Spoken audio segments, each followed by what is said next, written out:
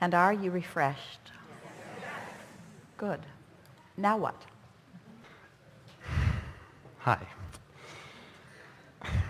I wanted to talk a little bit about being timid and hesitation. A lot of times I think I use doing what feels good and letting things work out and trusting that everything will work out as an excuse for not speaking what I want. Maybe, but when you are in alignment, you are not timid. You're sensitive maybe to others, but there's a clarity that brings a usual sense of boldness with it.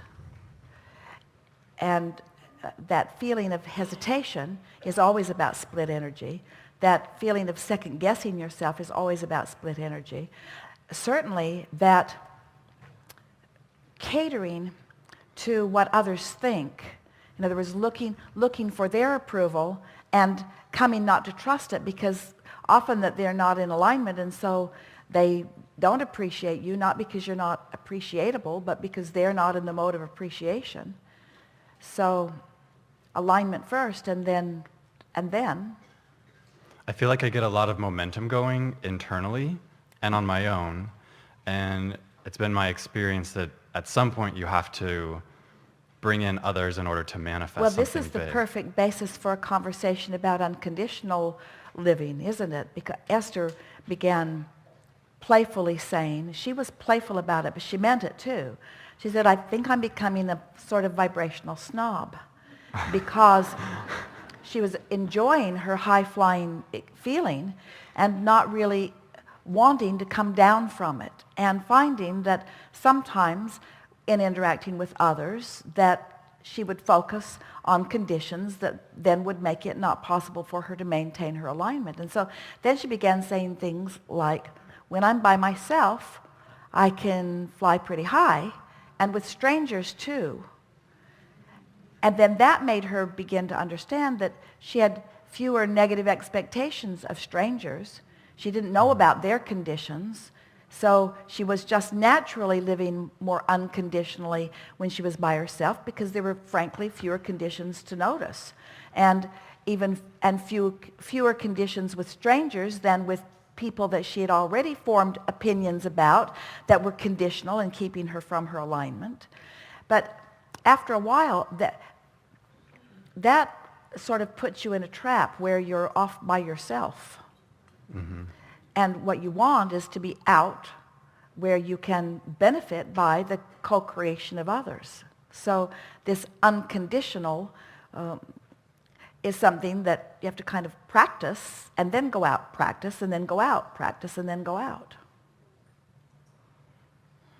I find that in my mind, a lot of times, even like right now, it's hard for me to focus on that ascension and that straight form of energy when I'm constantly thinking about what other people are going to think and how it's going to affect me. That's all right. You see, that's what we meant earlier when we said, don't feel uncomfortable about being where you are in terms of your belief about something or just the way something is unfolding. Don't beat up on yourself about it, because first of all, you've been trained that way. People have trained you to care about how they think, because it's important to most people who are living conditionally for you to create conditions that they can live with.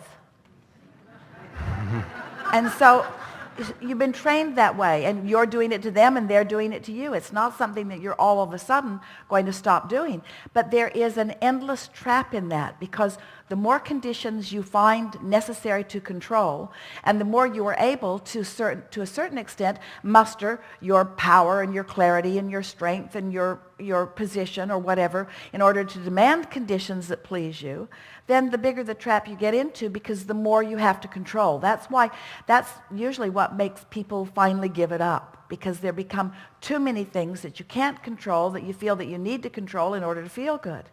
Where when you begin to understand that you don't have to control anything in order to feel good, you just have to care enough about feeling good that you're willing to reach for thoughts that do feel good, then you are so powerful, because then you can go out, step 4 living that we were talking about earlier, be in the world, interact with others, and not lose your place because you're worried about what they are thinking about you. It's easy to develop a belief of mistrust about how people feel about you, because most people are not making you the center of their universe. And those who are, in time, you wish they wouldn't. Because when somebody makes you the center of their universe, then they tend to think that their well-being is conditional on what you are able to achieve or perform, and then that starts feeling like entrapment, and before long you're resenting that person and the hold they've got on you in your life experience. This is all making perfect sense to you, isn't it? Yes.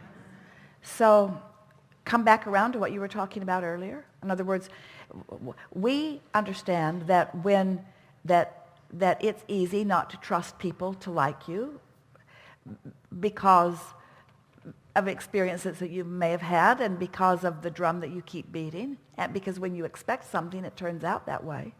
That's why it is so freeing to let go of that. Does it feel to you that we're wanting you to let go of all conditions and just live in this very general world of emotions? Because that's not our intent at all. We just want you to start there and then go out. We just want you to get that basis, because when you feel good about who you are, and so you feel good about who you are because you've practiced it, and you feel good about who you are because you've practiced it, and Source is joining you because Source feels good about who you are, so you've got momentum going. People who don't feel good about who you are don't have access to you. But if you want to feel good and are self-conscious, and you want to feel good and you're self-conscious, so you got this big wobble going on, then you attract all kinds of people that satisfy the wobble.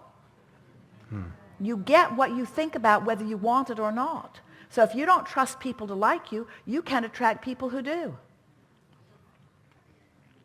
And I guess at least I think I get really far along with that momentum, and then it comes right to the moment where you it's need time to for me practice to more. open my Right mouth. to the moment where you need to practice more. That's all. Right to the moment where you need to practice more.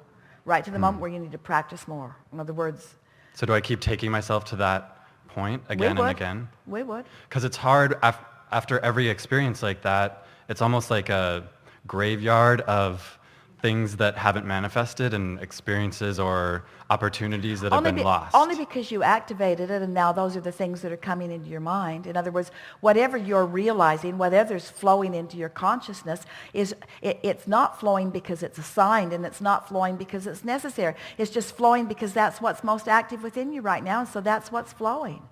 In other words, if you get on a sort of a train of unpleasant experiences, just stop and say, I'm the common denominator in this. And more important, what thoughts have I been thinking that are the common denominator? What's the reason for this? Momentum is such a good thing to acknowledge when you are thinking about law of attraction.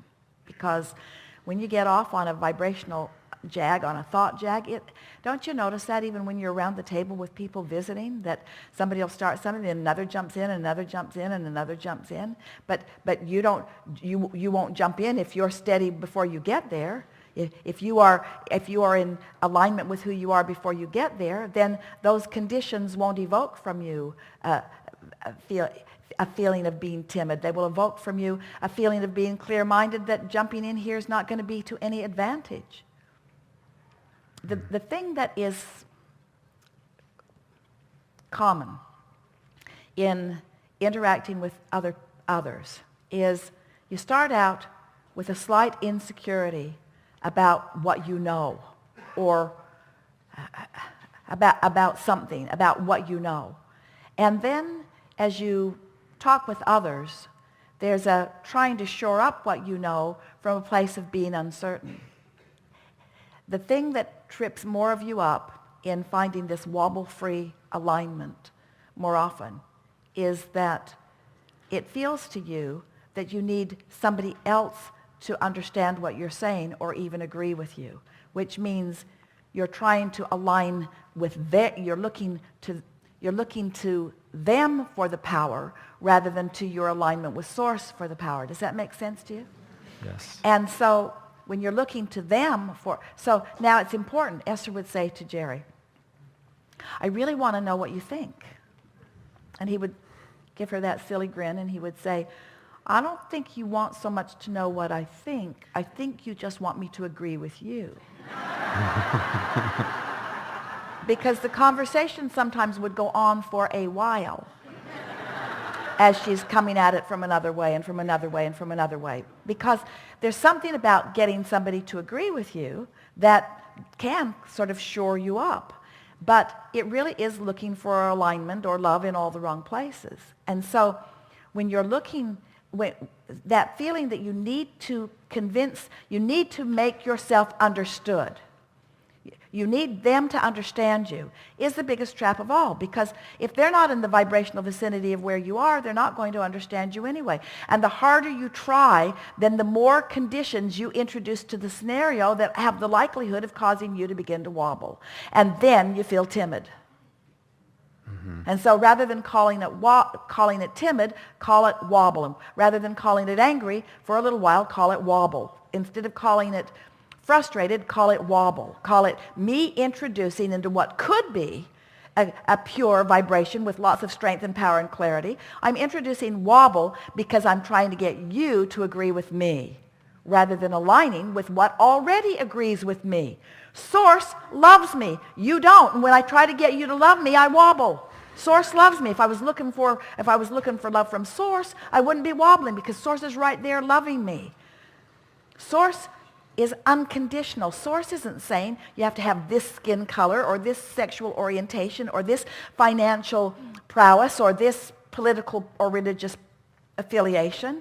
Source is loving unconditionally. It's humans that make it hard for you to trust, you see. So why are you looking to the humans for your alignment when Source is right there beaming it at you all the time and giving you constant feedback about how close to the beam you are or not, you see? So now when you say, sometimes I'm timid, what you really mean is, sometimes I don't trust other people to hold me in alignment while they're in alignment with Source. And since I'm not willing to find alignment, we're just carried away here, since I'm not going to get in alignment with Source, I'm going to find some person who's already in alignment with Source, and then I'll hook up with my alignment through that other person. Oh, missed that one. Now I'm timid. Oh, missed. That one's not in alignment either, so I feel timid. That one's not in alignment. So I still feel timid. That one, will you please look at me and be in alignment and love me? Oh, not you either, huh? So I still feel timid. Where you could just directly go to Source, who's always there, loving you unconditionally. And then you don't feel timid. You feel bold, you feel empowered, you feel sure, you feel certain. You feel ready. Helpful?